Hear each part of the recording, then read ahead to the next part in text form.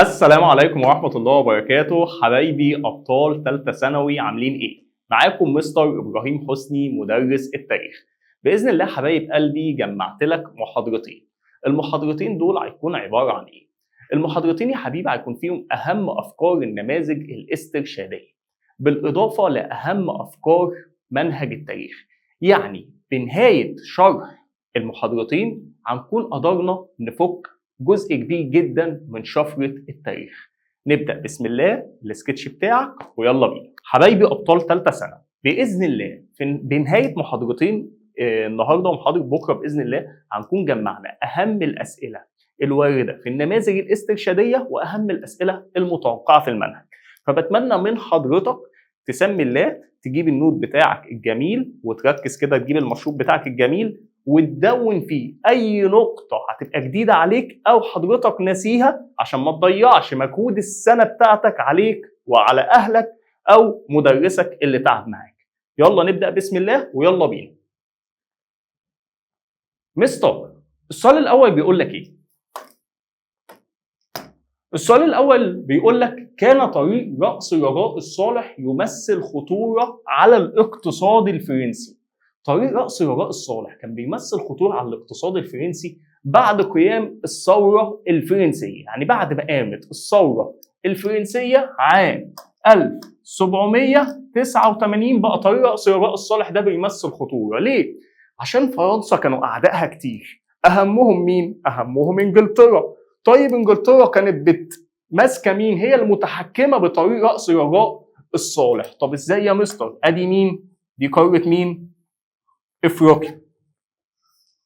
وعاجي فوق هنا الاقي اسبانيا، وفوق اسبانيا هنا الاقي مين؟ فرنسا.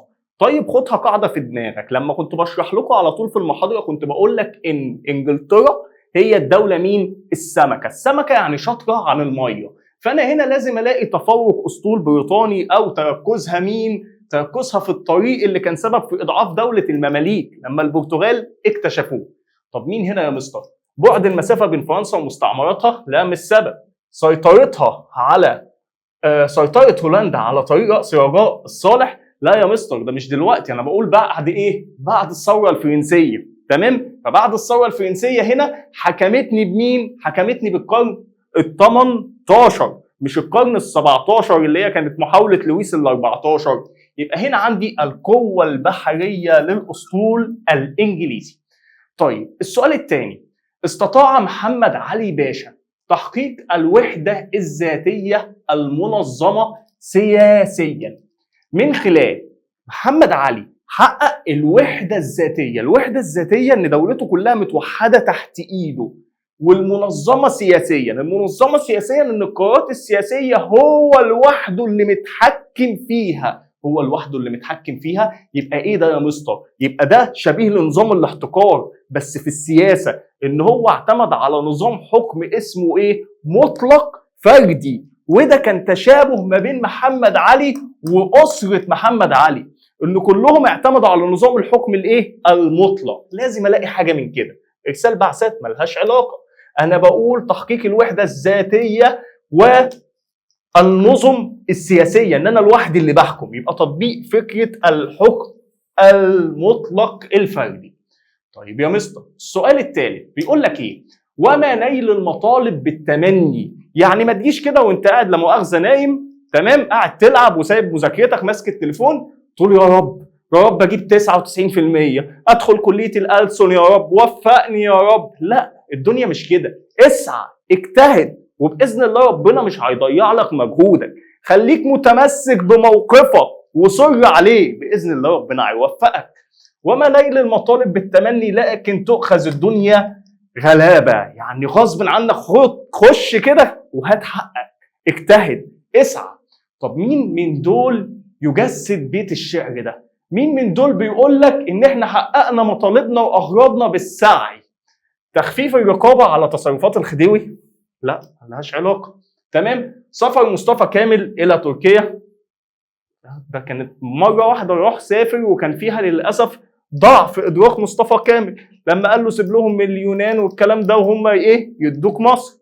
تمام؟ ضغط الوطن، هي دي ضغط الوطنيين بعد حادثة مين؟ بن شوي. الفلاحه هات لنا حق الفلاحه والناس اللي ماتوا في دنشواي. تمام. يبقى نتيجه الضغط ده تم عزل اللورد مين؟ كرومر. تمام. يبقى ده دليل على مين؟ الضغط والتمسك بمين؟ بالرأي. مستر السؤال رقم 4. كانت فكرة إسماعيل باشا اتجاه نهضة ومدنية مصر، فكرة الخديوي إسماعيل وهو بيعمل نهضة ومدنية مصر على النسق الأوروبي تدل على نوايا طيبة. هو كان عايز يحقق نهضة، ايوه عايز يحقق نهضه، عايز يخلي مصر حته من اوروبا، وفعلا مصر كانت جميله جدا ومصنفه ان هي اجمل دول العالم في الوقت ده، ولكنها شملت جوانب من الفشل. يعني النهضه اللي عملها دي في النتيجه النهائيه جت على مصر بالفشل والخراب. ليه يا عم اسماعيل؟ قال لي والله يا عم انا كانت مصاريفي كتير، كنت مقضيها سلف واصرف. تمام. بيحب كده زي ما بنقول المظهره. تمام. طب عملت ايه؟ قال لي ديون. طب الديون دي هتجيب لي ازمه اقتصاديه، يبقى الديون هتخلي عندي ازمه اقتصاديه. طب الازمه الاقتصاديه لما اسماعيل راح يتوسع في القرن الافريقي مع الحبشه جالي التدخل بحجه الازمه الماليه، فالتدخل ده سياسي والحجه اقتصادي. يبقى الازمه اللي جات لي نتيجه تصرفات اسماعيل كانت ازمه ايه؟ اقتصاديه وسياسيه. طيب نيجي للسؤال الخامس. حملت مصر على عاتقها تحرير افريقيا من الاستعمار الاوروبي، حيث دعمت الحركات الوطنيه في اغلب القاره السمراء. فقامت بمين؟ مصر ساعدت الكل. طب ساعدت الكل زي ما ساعدت مين؟ زي ما ساعدت كينيا، وساعدت الجزائر، وساعدت المغرب، وساعدت منطقه روديسيا الشماليه اللي هي زيمبابوي، والجنوبيه اللي هي مين؟ زامبيا. يبقى زيمبابوي. يبقى ساعدت مين؟ زامبيا وزيمبابوي. يبقى مصر دورها ايه؟ قال لي والله دورها في افريقيا ساعدت الكل. ساعدت مين يا مستر؟ قال لي يا عم ساعدت الجزائر، وساعدت المغرب، وساعدت كينيا والقرن الافريقي، وساعدت روديسيا الشماليه اللي هي مين؟ زامبيا ومين؟ وزيمبابوي. وساعدت ايه يا مستر؟ ساعدت جنوب افريقيا. طب ساعدت جنوب افريقيا من ايه؟ من العنصريه، ودعت لتشكيل الاتحاد الافريقي ويكون مقره فين؟ في اديس ابابا في اثيوبيا. يبقى دي خد مصر الوقوف مع مين؟ مع روديسيا الشماليه، زامبيا ومين؟ وزيمبابوي. طب مستر اللي بعدها 6. اعلن ويلسون تمام مبدا حق تقرير المصير. ويلسون الرئيس الامريكي قال لك انا بعلن حق تقرير المصير، كل واحد يعبر عن رايه، يا اما يستقل يا اما يرتبط بالاحتلال ويبقى استقلال زائد تبعيه، يا اما يبقى استقلال تام. ده اللي قاله ويلسون. الله ينور عليك يا ويلسون. لكل امه، كما اعلن مبدا تاليف عصبه الامم تمام لحل المشكلات سلميا دون اللجوء الى حرب. كلام مظبوط يا ويلسون. تمام. طب بيقول لك الا ان عصبه الامم خالفت مبداها. هو مبدا عصبه الامم ايه؟ مبدا عصبه الامم حل المشكلات بدون حرب. مبدا عصبه الامم ان الشعوب تحصل على الاستقلال. يبقى عكسها ايه؟ ان الشعوب تبقى محتله. طب هو اعلن الاحتلال امتى؟ قال لك اعلن الاحتلال عن طريق فرض نظام الانتداب البريطاني على فلسطين في مؤتمر سان ييمو. تمام يا مستر. طب في حاجه تاني؟ قال لك لا كده تمام جدا. يبقى انت مستر ويلسون ضحك علينا كده زي ما نابليون هو داخل قال لك انا بحب الاسلام والمسلمين والمصريين والكلام ده، وراح دخل الازهر بالخيوط. طب هنا قال لك يا جماعه انا عايزكم تاخدوا حقكم وتستقلوا عشان يضمن ان احنا ما نعملش ثورات عليهم في الحرب العالميه الاولى، يعني سياسه الخداع. طب في نفس الوقت قال لك وضع فلسطين تحت الانتداب، والانتداب شكل من اشكال الاحتلال. طب بعدها يعزي عجز الفرنسيين في بسط نفوسهم على الصعيد. يعزي عجز الفرنسيين يعني ايه السبب اللي خلى الفرنسيين يفشلوا في التحكم في الصعيد؟ طب نابليون فشل في الصعيد ليه؟ ده قعد يحاربهم يجي سنه تمام من 98 اول ما الحمله جت. طب ايه السبب يا نابليون ان انت فشلت في الصعيد؟ قال لي والله يا عم السبب ان كان عندهم طول الوادي تمام ومناوشات تمام. يعني طول الوادي والمناوشات يعني هنا الطبيعه الجغرافيه واستخدام الحروب المتفرقه. تمام. طب طول هذه المناوشات، طب انت ليه يا نابليون ما اطلعتش؟ يعني ما كانش عندك بعد جغرافي او بعد استخباراتي، والمجمع العلمي هنا فشل ان هو يوعيك، انت كنت بتاخد رايه. يبقى كل السياق ده لازم ادور عليه في الاجابه. طب تعال ندور كده واحده واحده. مقاومه الانجليز لا ملهاش علاقه. التامل في الوضع السياسي لمصر، الحصار للشواطئ لا. التعاون بين الحكام والمحكومين، ايوه الحكام اثناء وجود الحمله الفرنسيه كان يعتبر معظمهم مين؟ المماليك. لما عم مين؟ مراد اتحالف مع اهالي الصعيد اللي هم المصريين. تمام. او بالحاجات التانية اللي انا قلتها. طب مستر بعدها مقاومه الانجليز، لا دي خلاص. التامل في الوضع السياسي لمصر تحت الحكم العثماني في النصف الثاني من القرن ال 18. يعني لما تيجي تفكر كده في الوضع السياسي، يعني نظام الحكم العثماني في مصر في النصف الثاني من القرن ال 18. نص ثاني من القرن ال 18 يعني بنتكلم بعد كده ايه؟ نص القرن، يعني مثلا 1750 بعدها. طب بنتكلم في فتره مين؟ 1768. هو ايه اللي حصل في الفتره دي؟ حصلت حركه علي بيك الكبير، ونتيجه استغلال الصدام اللي حصل ما بين مين؟ روسيا والدوله العثمانيه.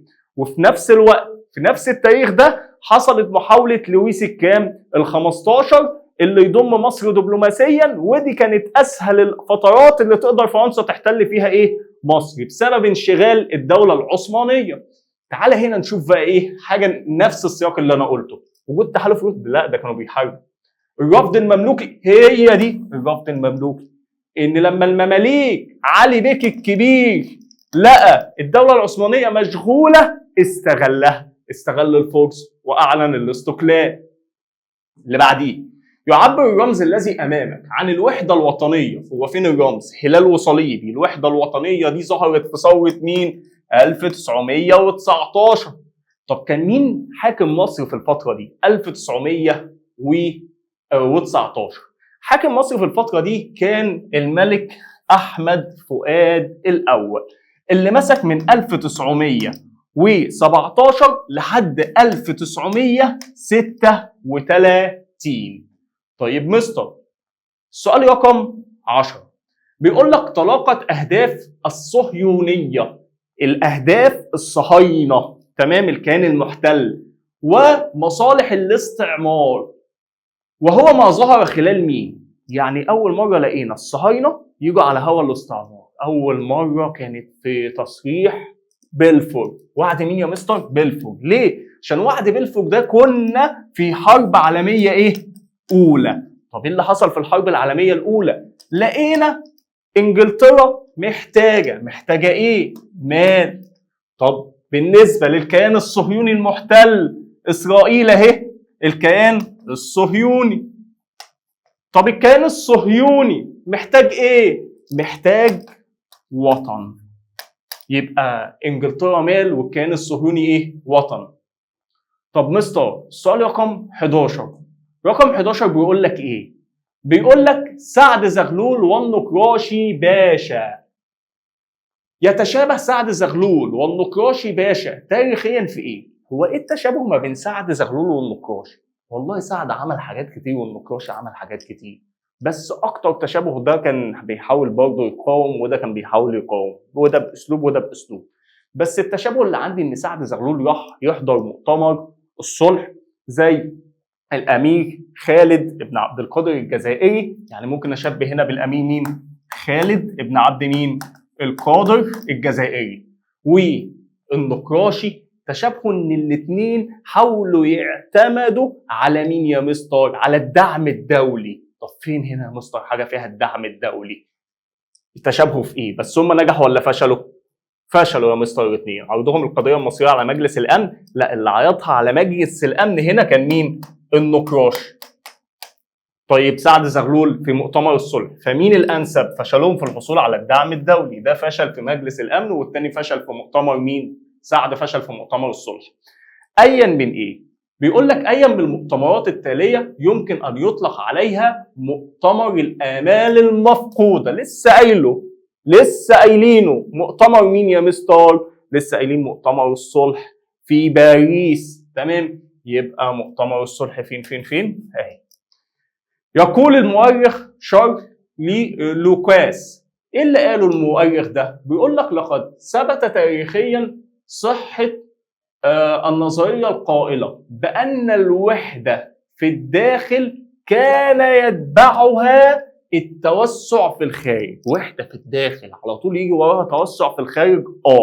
طب مين المؤرخ اللي قال كده؟ والله يا مستر المؤرخ اللي قال كده شارل ده، او الدولة اللي كان فيها وحدة في الداخل وتبعها بعدها توسع في الخارج، كانت مهد الحضارة الرومانية، وهي دولة مين؟ ايطاليا، اللي كان فيها صراعات داخليه وانقسامات، فتوحدت. لما توحدت راحت توسعت واحتلت مين؟ ليبيا. مستر ايا مما ياتي يعد استمرار لعداء تاريخي موروث.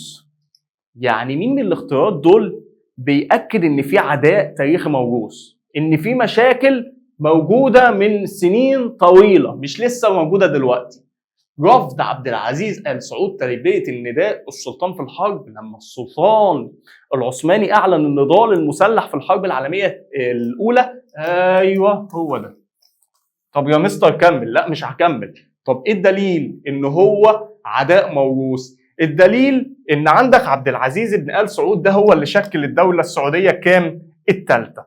طب قبليه إيه اللي حصل؟ قبليه كان في مشاكل هو برضه والسلطان العثماني. تمام، هو والسلطان العثماني ليه؟ اسرته، عيلته، الدوله السعوديه جم يشكلوا الدوله السعوديه الاولى في عهد محمد بن عبد الوهاب، وعملوا لنا حركه اسمها الحركه الوهابيه اللي قضى عليها محمد علي اللي هو اصلا والي عثماني. يبقى كده كان العثمانيين سبب في القضاء على الدوله الوهابيه اللي هي الدوله السعوديه بكام؟ الاولى. تمام، يبقى كده في عداء موروث. السؤال اللي بعديه، لا تأمن عدوا جاء مبتسما. ما تديش الأمان لعدوك حتى لو جاي لك مبتسم، جاي لك ماشي شايل لك الهدايا في إيده، ما تدوش الأمان. اعرف إن في مشكلة، في مصيبة جاية. فإنه في الذي يأتيه متهم، ومهما جالك بإيه كنوز الدنيا في حاجة وراها، ولا يغيرك منه إيه؟ لين جانب إن هو طيب وجميل فبقلبه نار الحجر. يعني ما تأمنش لعدوك لو جاب لك كنوز الدنيا كلها. تمام، ليه؟ ولا يغرك ان هو بيعاملك بحسن عشان من جوه حاقد عليك وعايز يأذيك. ايا من احداث الحمله الفرنسيه على مصر يؤكد صدق العباره. هو مش نابليون جيت قلت لك اني اطيع الله والرسول واحب المسلمين والكلام الحلو ده وبقضي على المماليك وكمان بحب العثمانيين؟ قال لك كلام كتير عايز يكسب صفنا اهو. تمام، طب وضحك علينا. اثبت اختلاف كلامه فين؟ والله يا مستر اثبت لما في ثوره القاهره الاولى استخدم معانا البطش ودخل الازهر بالخيول، وكليبر اكد لما برضه استخدم البطش في ثوره القاهره كام؟ الثانيه. يبقى هنا توجيه المدافع على الازهر الشريف. السؤال رقم 16، قال الرئيس جمال عبد الناصر في اعقاب نكسه 67 يجب ان نضع في حسابنا نقطتين. لازم نحط في كده في الحسبان بتاعنا نقطتين اساسيتين.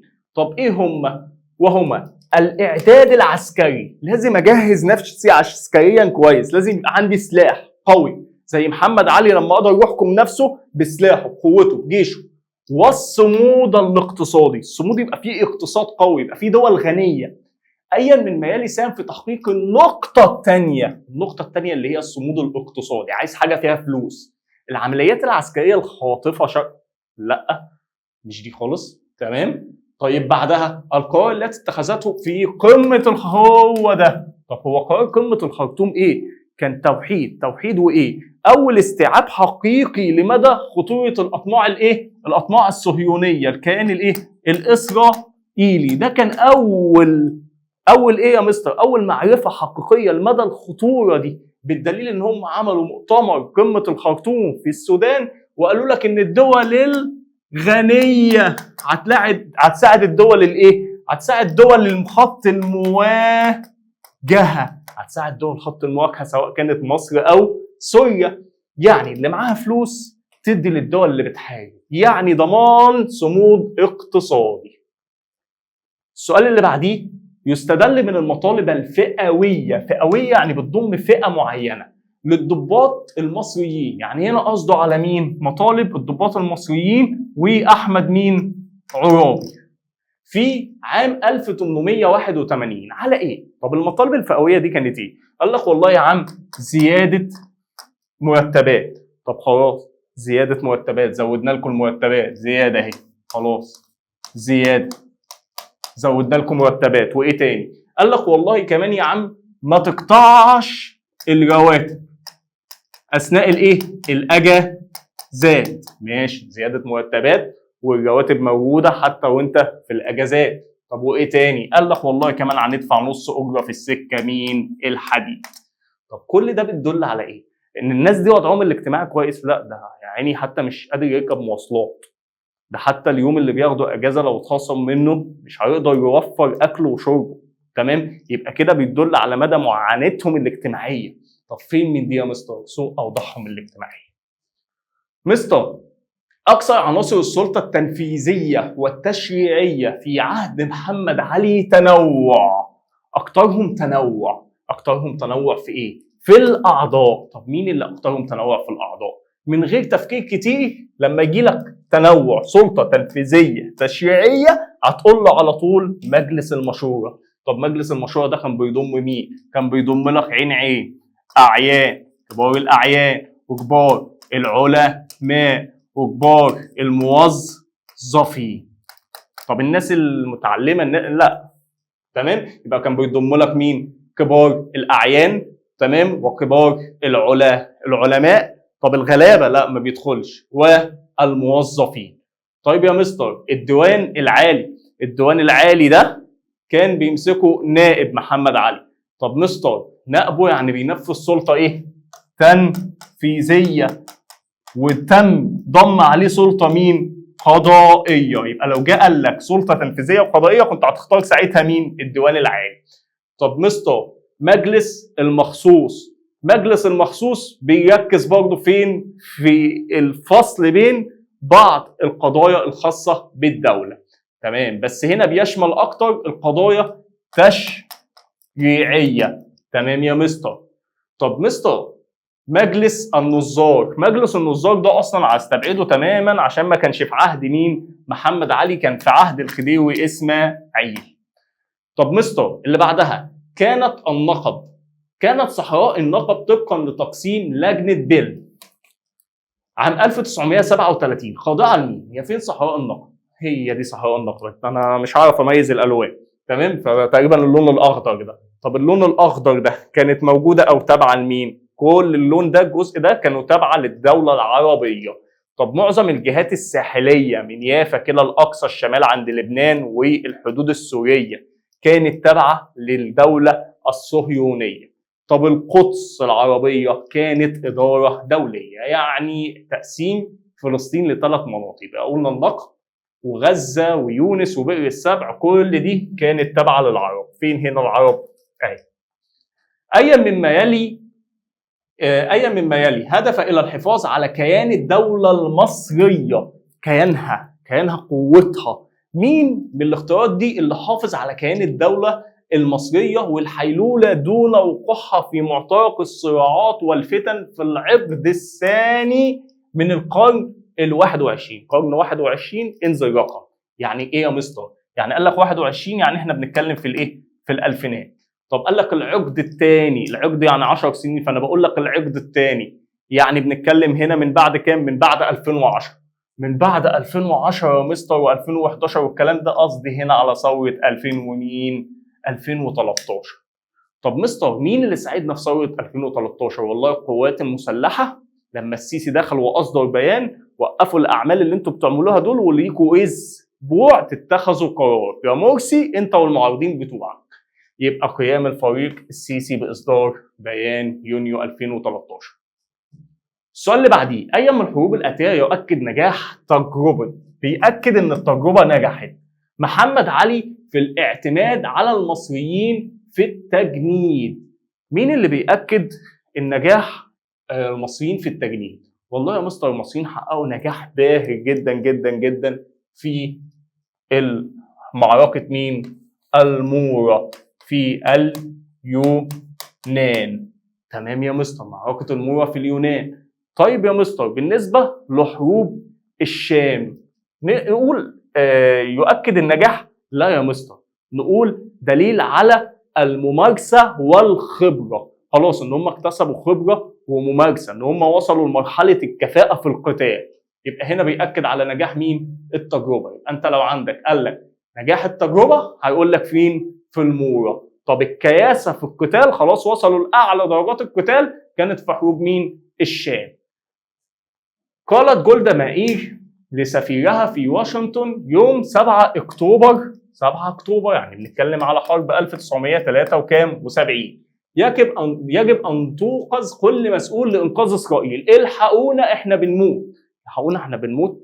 طب هنا بيدل على إيه؟ هيمنة مصر على الجانب الغربي. أيوه يا مستر صح، جانب غربي إيه يا ابني؟ جانب غربي؟ ما إحنا أصلا موجودين على الجانب الغربي، إحنا بنحارب شرق القناة.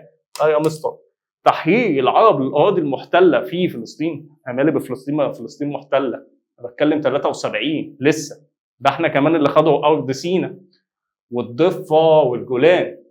صعوبة أيوة الحقونا احنا بنموت. صعوبة الموقف الإسرائيلي على جبهة القتال. إسرائيل بتتدمر في جبهة مين؟ شرق قناة مين؟ السويس. واجهت تونس السياسة الراغبة في محو هويتها. عايزين يمحوا الثقافة. طب انت عايزين يمحوا الثقافة، يعني عايزين يمحوا اللغة العربية. طب اللغة العربية دي لغة القرآن، فلازم تتمسك بإيه؟ لازم اتمسك بلغة العربية والدين والقرآن. يبقى لازم اختار حاجة ليها علاقة بالهوية والإسلام والكلام ده. طب مستر التمسك بمين؟ بفكرة الجامعة الإسلامية اللي دعا عليها جمال الدين الأفغاني وتبناها السلطان عبد الحميد الثاني. بالإضافة برضو إن مصطفى كامل عمل جريدة إسلامية. تمام يا مستر، كل دول لهم علاقة. اللي بعديه عمل على تدشين أركان الدولة للكيان الصهيوني فوق الجغرافيا الفلسطينية. زي ما قلت يا حبايب قلبي، لو قال لك عمل على تدشين أركان الدولة، تدشين أركانها. طب إيه أركان الدولة؟ فوق الجغرافيا الفلسطينية. تدشين، طب عشان يبقى فيه دولة أصلا إسرائيلية لازم يبقى فيه إيه؟ والله يا مستر لازم يبقى فيه أرض، ولازم يبقى فيه سلطة، ولازم يبقى فيه جيش. تمام؟ ولازم يبقى معترف بيها. لازم يبقى معترف بيها إن أنت تدخل الأمم المتحدة. طب مين من دول عمل الحاجات دي؟ وعد بلفور؟ لا يا مستر، ده وعد بلفور قال لك إيه؟ وعد إن إحنا إيه؟ نخلي فلسطين وطن لليهود. تمام؟ وعدوا. تمام؟ بدأوا يعملوا هجرات بس لسه ما ظبطوش الجيش ولا السلطة ولا دخلوا الكيان الصهيوني في الأمم المتحدة. طيب مين؟ مؤتمر بالتيمور. يبقى مؤتمر مين؟ بالتيمور. أعطاهم مين؟ تدشين أركان الدولة، يعني تأسيس أركان الدولة. طب مستر السؤال اللي بعدها، تغيرت القيادة السياسية في مراكش في المغرب في العقد الأول من القرن العشرين. في العقد الأول يعني بنتكلم 1900 ومن 1900 ل 1909. تمام؟ بالتحديد كنا بنتكلم 1907. تمام؟ ايه اللي حصل يا مستر؟ قال لك حصل تغيير سياسي. طب التغيير السياسي ده كان في مؤتمر اسمه مؤتمر مين؟ مؤتمر الجزيرة. لما عزلنا مين؟ لما عزلنا عبد العزيز وجبنا مكانه مولاي اخوه عبد الحفيظ. ليه؟ عشان اعتبروا ان عبد العزيز ده بيتخاذل في الدفاع عن مين؟ مراكش. يبقى انت مؤتمر الجزيره عزلنا اخ عبد العزيز وجبنا اخوه عبد ايه؟ الحفيظ. في النهايه فرنسا برضه احتلت المغرب. السؤال اللي بعديه 26، رفض البرلمان الفرنسي مشروع. البرلمان الفرنسي رفض مشروع معاهده 36. تمام؟ معاهده 36 فين؟ في سوريا. هو كان في برضه معاهده 36 انجلترا عاملاها فين؟ في مصر. على الرغم من اقتراب قيام الحرب العالميه الثانيه. يعني فرنسا للاسف هنا ما كانش عندها ادراك سياسي شويه. لا انت المفروض تكسبي ود سوريا. قالت لا مش هكسب ودها. وهستمر في سياستي الانتداب الفرنسي على سوريا، انا محتله سوريا، تمام؟ مفيش زي 36 في مصر معاهده الصداقه والتحالف. طب ده بيدل على ايه يا مستر؟ ده بيدل على نصوص الوفاق الودي، معاهده سايكوس بيكو، تمام؟ طب هو معاهده سايكوس بيكو واستمرارها في سياستها بناء على مين؟ معاهده سايكوس بيكو قالت لك ايه؟ قالت لك ان فرنسا هتاخد الهلال الخصيب منطقه سوريا ولبنان. طب نصوص معاهده سايكوس بيكو خلاص. طب قرارات مؤتمر سان ريمو، طب قرارات مؤتمر سان ريمو نصت على ايه؟ يبقى انا هنا قلت ايه يا حبيبي؟ قلت معاهده سايكوس بيكو. طب معاهده سايكوس بيكو تمام، ايوه يا مستر هنا دي ممكن اختارها، تمام. طب نصوص الوفاق لا ده ما بين انجلترا وفرنسا، الجمعيه التشريع ما لهاش علاقه. يبقى انا هنا عندي معاهده سايكوس بيكو. في حاجه ثانيه قرارات مؤتمر سان ريمو. طب معاهده سايكوس بيكو قال لك قسم الهلال الخصيب والكلام ده. طب مؤتمر سان ريمو وضعنا فلسطين تحت الانتداب البريطاني وسوريا ولبنان تحت الانتداب الفرنسي، واكدوا على معاهده سايكوس بيكو. يبقى مين الاهم والاشمل هنا؟ قرارات مؤتمر سان ريمو. طب مستر هدف البريطانيون من وراء اسناد عرش العراق لفيصل ابن الشريف حسين، لما البريطانيون عطوا عرش العراق لفيصل ابن الشريف حسين اللي هو كان حاكم مين هنا؟ مكه. طب انت ايه اللي جاب مكه في السعوديه للعراق؟ انتوا بتعملوا كده ليه؟ انتوا بتعملوا كده عشان يبقى في اختلاف ما بين الوطن العربي، ما بين العراق، يبقى في كراهيه للسعوديه، ما بين العراق والسعوديه خلاص في كراهيه. يا مستر طب ليه الكراهيه اللي انتوا بتعملوها والخلافات؟ قال لي عشان اضمن التحكم والسيطره في العراق، يبقى هنا لضمان السيطره على العراق. القاسم المشترك، ايه العلاقه ما بين كل من كفاح الزعيم سعد زغلول لسه قايلها والامير خالد بن عبد القادر الجزائري؟ ايه القاسم المشترك؟ قلت سعد زغلول وخالد بن عبد القادر الجزائري حاولوا يستفادوا من وعود الرئيس الامريكي ويلسون، الوعود الزائفه، واصابوا بالامل اللي للاسف بفقدان الامل. غاب عن موقف المماليك ازاء الوجود الفرنسي بمصر في اواخر القرن ال 18 ومطلع القرن ال 19. اواخر القرن ال 18 ومطلع القرن ال 19 اختل حاجه هنا ما عملوهاش المماليك. طب المماليك عملوا ايه؟ المماليك والله قاوموا الحمله الفرنسيه شبرا خيط وامبابه، تمام. طب ايه تاني يا مستر؟ قال لي والله كمان اتحالفوا، عملوا عمليه تحالف، تمام، وعاقوا الملاحه في نهر النيل، تمام. بيقول لك التفاهم مع الفرنسيين للجلاء التام. هم اتفاهموا مع الفرنسي، قالوا للفرنسيين امشوا من مصر. لا يا مستر ده كان العثمانيين في العريش. طب تعالى كده نتاكد المشاركه الحقيقيه في مقاومه، لا هم شاركوا. طب هو بيقول لك يستثنى، غاب عن، الحاجات دي مهمه جدا، غاب عن، ليس منها، يستثنى، كل الكلام ده عايز الحاجه المختلفه، تمام. يبقى المشاركه الحقيقيه في المقاومه، لا هم شاركوا. التنسيق مع الفرنسيين للحفاظ على مكاسبهم، لا هم نسقوا. لما مراد مع مين؟ مع كريبر. التحالف مع الانجليز والعثمانيين لاخراجهم، ما هم اصلا اتحالفوا معاهم في النهايه عشان ايه؟ يخرجون في عهد مينو. يبقى التفاهم مع الفرنسيين للجلاء التام هي دي اللي ما عملوهاش. مال كليبر في بدايه توليه الحمله الفرنسيه الى استحاله بقائها في مصر لعده اسباب، ليس منها نفس النظام اللي لسه بقوله لك، يغيب عنها، ليس منها، يستثنى منها، ليس منها. فليس منها ايه؟ اصرار العثمانيين، لا العثمانيين عايزين يستعيدوا مصر، تمام، عايزين. ضعف موقف الحمله الفرنسيه، لا ما هو كان عايز يمشي بسبب تناقص عدد الجنود نتيجه الحملات العثمانيه والغارات المملوكيه وثورات المصريين. قيام المماليك بثوره، انت لسه قايل حضرتك ثورات المصريين مش ثورات المماليك، المماليك ما عملوش ثوره. رفض المصريين الوجود، رفضوا بثوره القاهره الاولى والثانيه. انعكس الخيار العسكري للدوله العثمانيه في بدايات النصف الثاني من القرن ال 19 على مصر من خلال، يلا نفهم كده واحده واحده.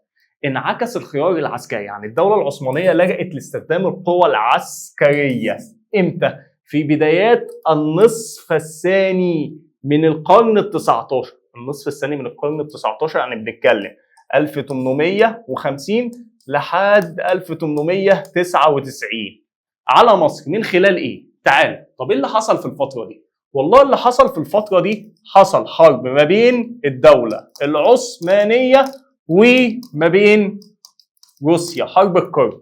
تمام يا مستر؟ طب ايه اللي حصل في الحرب دي؟ والله اللي حصل في الحرب دي ان السلطان طلب من سعيد باشا ابن محمد علي، يا سعيد باشا عايزك تعمل كده بعض التحديثات العسكريه وتيجي تساعدني. طب تعال نشوف من هنا ايه الاختيار الامثل اللي اختاره. رفع القيود عن كل لا يا مستر، رفع القيود ايه؟ ده الفرمان 41 كان عامل قيود على الصناعات الحربيه. السماح لولي مصر بتطويل الاسطول البحري. سعيد كان عايز يطور الاسطول البحري بس بريطانيا منعته. مستر الحاق عناصر الارناؤوط بالجيش المصري. طب ما عناصر الارناؤوط دي اصلا كانت قوات في عهد عباس باشا، قوات خاصه بتحمي عرش الايه؟ الملك او الحاكم او الخديوي بس. حدوث نشاط ملحوظ. ايوه، حدوث نشاط ملحوظ، يعني بدأ عمليه من التصنيع الحربي. تمام، مش بشكل كبير. هي دي الاجابه الايه؟ الصحيحه. حادثه فاشوده. حادثه فاشوده اللي حصلت ما بين كل من فرنسا وانجلترا في الحصول فرنسا على مدينه فاشوده موجوده جنوب السودان. هي احدى صور التنافس الاستعماري في نهايه القرن الكام هنا؟ ال19. الانجلو فرنسي في العصر الحديث استولت فرنسا على المدينه المذكوره بهدف. هي ليه فرنسا خدت المدينه المذكوره؟ قال لك والله يا عم فرنسا خدت المدينه المذكوره عشان عايزه ايه؟ عايزه تمنع زحف مين؟ تمنع زحف انجلترا. ما هنا انجلترا كانت واخده مين؟ كانت واخده مصر. واخده مصر، فخدت مصر وخدت السودان. تمام؟ فهي خايفه من انجلترا ان هي تتوسع فين؟ في وسط وباقي شرق مين؟ افريقيا. تمام يا مستر. زي ايه يا مستر؟ زي يا مستر انجلترا لما عملت مع فرنسا في المغرب، عملت ايه معاها في المغرب؟ وضعت طنجة تحت الإدارة مين؟ الدولية. تمام. وزي ما انجلترا عاملة واجب كتير، عملت مع مين؟ انجلترا زي ما وجبت مع ألمانيا فين؟ في الكويت، راحت خدت الكويت عشان تمنع نزول القوات الألمانية، وكمان سوريا ولبنان ساعدت في السيطرة عليهم. طب مستر تعالى بقى نختار من هنا الإجابة الأمثل. إقامة إمبراطورية لها في الشرق. تمام، عايزه تعمل امبراطوريه لها في الشرق. لا يا مستر، تحجيم تطلعات انجلترا التوسعيه، لسه قايل توقف توسعات انجلترا. انتهت المرحله الاولى للمفاوضات المصريه الانجليزيه. هي المرحله الاولى دي كانت امتى؟ والله المرحله الاولى انتهت 1936. طب معاهده مين؟ ده كانت معاهده الصداقه والاخاء اللي عملها مصطفى النحاس مع انجلترا. معاهده الصداقه والاخاء، يعني هنا غيروا مجرى شكل العلاقه. يا مستر، طب تعالى هنا نشوف مين الايه الصح. وضع اطار لتشكيل العلاقه بين الطرفين. غيرت الاطار. تمام، اكدت بدل ما استعمار ده ايه؟ علاقه صداقه. بس كان فيها بعض الامتيازات اللي اثرت على مصر، زي وضعنا موانئنا ومواطراتنا وطرق مواصلاتنا وبقينا نمدها بالغذاء وكل اللوازم لبريطانيا. فكده مصر بقت ميدان لحرب عالميه ثانيه اضعفت مصر اقتصاديا. كسبت مصر بعد عودة حكومة الوفد إلى السلطة عقب حادثة 4 فبراير 42. هو مين حكومة الوفد اللي رجعت عقب حادثة 4 فبراير 42؟ كان مصطفى النحاس. كان مصطفى النحاس. ده كانت المرة الثانية لعودته، والمرة الثالثة بعد عام 1950 كده لما أعلن الجهاد المسلح، والمرة الأولى في معاهدة 36 عشان يوقع على المعاهدة. طب مستر إيه اللي حصل يا مستر؟ مصطفى النحاس عام 1942. هو 1942 إحنا كده في إطار حرب عالمية إيه؟ حرب عالمية ثانية. طيب يا دام إنجلترا بتعمل حاجة يبقى أكيد عايزة مكانها مليون حاجة. هي إنجلترا عايزة إيه؟ عايزة تضمن مساعدة مصر في الحرب العالمية الإيه؟ الثانية. طب عايزه تضمني مساعده مصر، اديني حاجه. ايه الحاجه اللي انت عايزاها؟ عايز اساعد كده في رابطه عربيه وجامعه عربيه وحد العرب شويه. قلت لها ماشي تمام انا هساعدك. يبقى ربط مصر بعلمها العربي. ليه؟ عشان مصطفى النحاس هو اللي اصر وتمسك في الفكره بالفتره دي. اللي بعدها، تشابه الباي محمد الصادق. الباي محمد الصادق حاكم تونس مع الخديوي اسماعيل. ايه اللي عمله الباي محمد الصادق والخديوي اسماعيل؟ واسماعيل عمل حاجات كتير، فانت لما تلاقي شخصيتين خد الشخصيه الصغيره اللي عملت عمل قليل وتذكر كده في الامتحان، عشان وقت الامتحان مع ضغط الاسئله هنتضغط. تمام؟ فانت محمد الصادق عمل ايه؟ والله محمد الصادق ده عمل امتيازات اجنبيه واستلف من بره، فعمل لي ديون وقروض والكلام ده. فانا هاخد حاجه هنا ليها علاقه بالكلام اللي انا قلته ده. التوقيع على معاهده الامتيازات. يا مستر التوقيع، بس استنى يا شيخ. تمام؟ هو ده يقدر يوقع معاهدات والكلام ده؟ قال لي لا، ما هو كانوا تابعين للدوله العثمانيه. يبقى لا.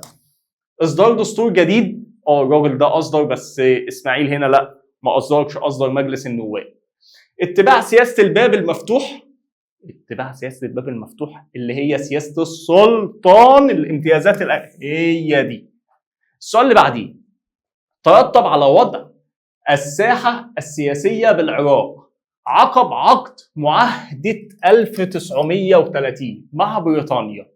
ترتب عليها ايه؟ وضع الساحه السياسيه بالعراق لما المعاهده دي اتعملت. اول ما المعاهده دي اتعملت لقينا حدوث انقلاب عسكري. لقينا حصل انقلاب عسكري داخل الجيش في العراق عشان يقضوا على الانقسامات اللي حصلت، سواء انقسامات مذهبيه او انقسامات قبليه، عشان القبائل في العراق كانت بتتدخل في تعيين واقاله الوزراء. يبقى انا هنا عايز حاجه ليها علاقه بالجيش، دخول الجيش العراقي في المعترك السياسي زي ما حصل للجيش المصري في الثوره العرابيه. كان لحرب الاستنزاف التي سبقت حرب اكتوبر هدف عسكري ميداني. هدف عسكري. حرب الاستنزاف ليها هدف عسكري ميداني في ميدان القتال. طب تعالى كده نعرف واحده واحده. اول ما اتهزمنا في 67 ايه اللي حصل؟ لقينا القوات المصريه عملت لي حاجتين، حاجه اسمها صمود تصدي، وبعدها عملنا حاجه استنزاف. صمود وتصدي ان احنا نقدر نصدق وندافع عن الهجمات اللي انت بتعملها على الضفه مين؟ الغربيه من بتاعتنا، الضفه الغربيه من قناه. طب استنزاف. استنزاف بقينا نستنزف اسلحتك وندمرك، يعني جبنا حائط صد الصواريخ بقينا ندمر الطائرات بتاعتك الفانتوم دي اللي ملايين الدولارات، فكده بنضعفك اقتصاديا. نخش نعمل عمليات عسكريه في الضفه الشرقيه ونضعفك ونولع وندمر في الاسلحه اللي عندك، يبقى احنا هنا بنضعفهم اقتصاديا. طب تعالى نفهم ايه الاجابه الامثل من اللي احنا بنقوله ده. تدريب القوات على حروب الشوارع؟ لا. نقل العمليات الحربيه الى مواقع العدو زي ما قلت لك. هنا انا كنت بصمد بدافع عن نفسي. طب الاستنزاف؟ لا، انا هنا حولت نفسي من الدفاع في الصمود الى الهجوم. لا، ده انا بهاجم. تمام؟ وكمان حامي السماء بتاعتي بحائط الصواريخ.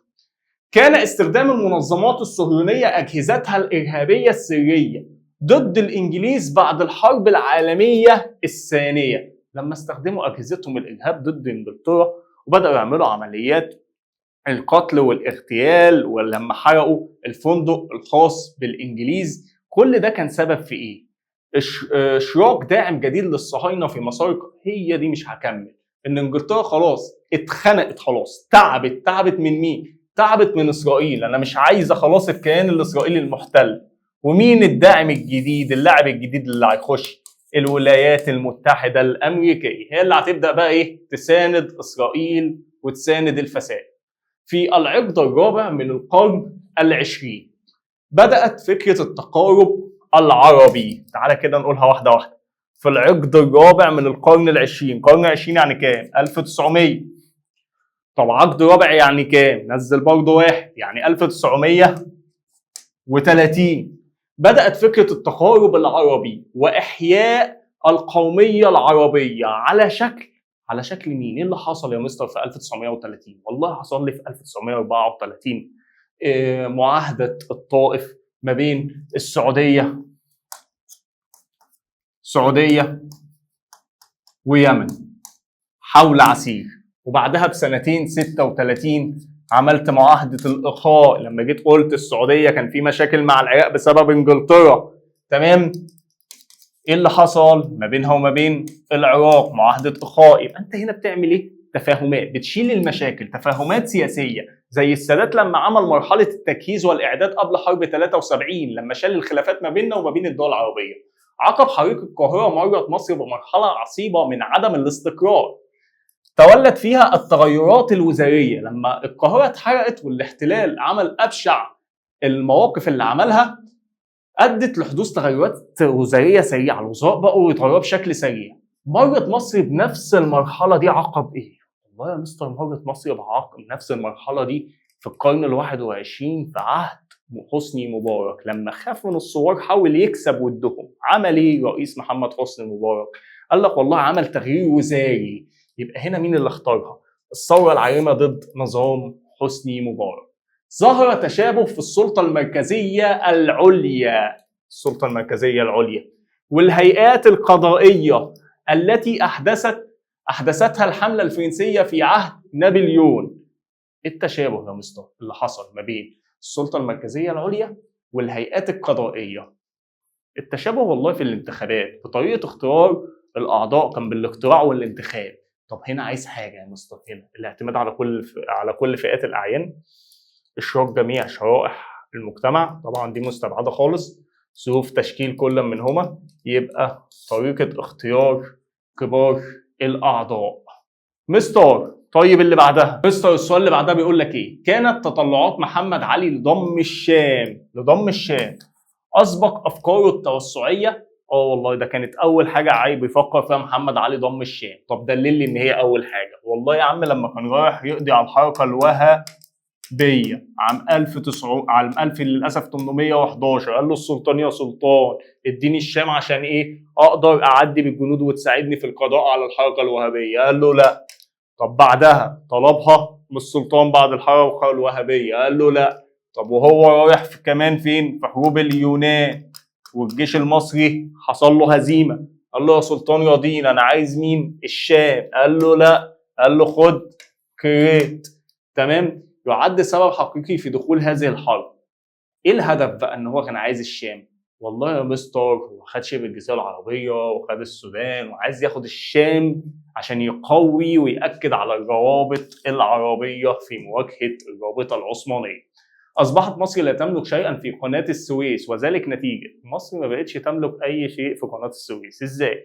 لما بعنا الارباح اللي هي 15% لاتحاد الماليين في باريس. طب وايه تاني؟ وعملنا قانون اسمه التصفيه. طب وايه تاني يا مستر؟ قال لك برضه الغينا التدخل الاجنبي والغينا قانون المقابله. طب مين اللي عمل كل ده؟ اللي عمل كل ده اعاده المراقبه الثنائيه.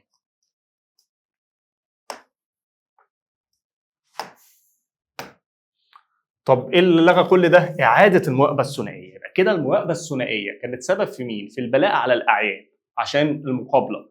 وقانون التصفيه يعني كانت سبب في التدخل الاجنبي، تمام؟ زي في عهد اسماعيل لما عملت مين؟ اللجنه العليا الاوروبيه، يعني كانت سبب في حدوث اللجان والتدخل الاوروبي. اللي بعدها تشابهت ثوره يوليو 1958 في العراق مع ثوره 23 يوليو في مصر. والله التشابه ان هم عملوا الحكم الجمهوري ولغوا الملكيه، يعني في نظام الحكم والنواحي السياسيه. طب مين هنا؟ تغيير نظام الحكم بعد الثورتين. السؤال اللي بعديه يا حبيبي، تعمل الدول الاستعماريه على تبادل المصالح فيما بينها على حساب الدول الاخرى. وضح النصوص التي ربطت مصر بالدوله العثمانيه. والله النصوص اللي ربطت مصر كانت عندي معاهده لندن لما قال لك مصر ولايه عثمانيه والجيش المصري تابع الى السلطان، وبعدها السلطان اصدر فرمان 1841 للتاكيد على التبعيه. التاكيد على التبعيه ايه؟ انا اللي بعين حق تعيين اكبر ابناء محمد علي من الذكور، يعني هو اللي بيتعين في التوليه. وكمان الاموال، ربط الاموال باسمي، الاموال تسق باسمي، والضرائب باسمي، ومفيش لمصر علاقه سياسيه. طب في حاجه تاني؟ اه يا مستر، وفرمان 1800 كام؟ 1879 لما حاول يقيد سلطات مين؟ توفيق، ويقضي على الامتيازات اللي اعطاها لوالده اسماعيل. ما مدى مصداقية العبارة الآتية؟ اتخذت الدول الأوروبية من الأزمة المالية ستارا ليخفي وراءها الأسباب الحقيقية. يعني الأزمة المالية دي ما كانش هي السبب الرئيسي في التدخل، قلنا السؤال ده لحد ما تعبنا منه. طب هي الأزمة المالية دي ظهرت أصلا في عهد مين؟ والله يا عم ظهرت في عهد سعيد باشا لما راح اقترض من أحد البنوك البريطانية 1861. طب ظهرت إمتى؟ قال لي ظهرت في عهد إسماعيل. عشان القروض؟ قال لك لا، عشان توسعات إسماعيل في الشرق لما اصطدم في القرن الأفريقي ومع الحبشة، فدي عادت لأذهان أوروبا خطورة مين؟ جده محمد علي، وأدى في النهاية إلى مين؟ عزل إسماعيل وتعيين ابنه توفيق. كده حبايب قلبي يبقى انتهينا من شرح المحاضرة الأولى في أهم النماذج في الثانوية العامة.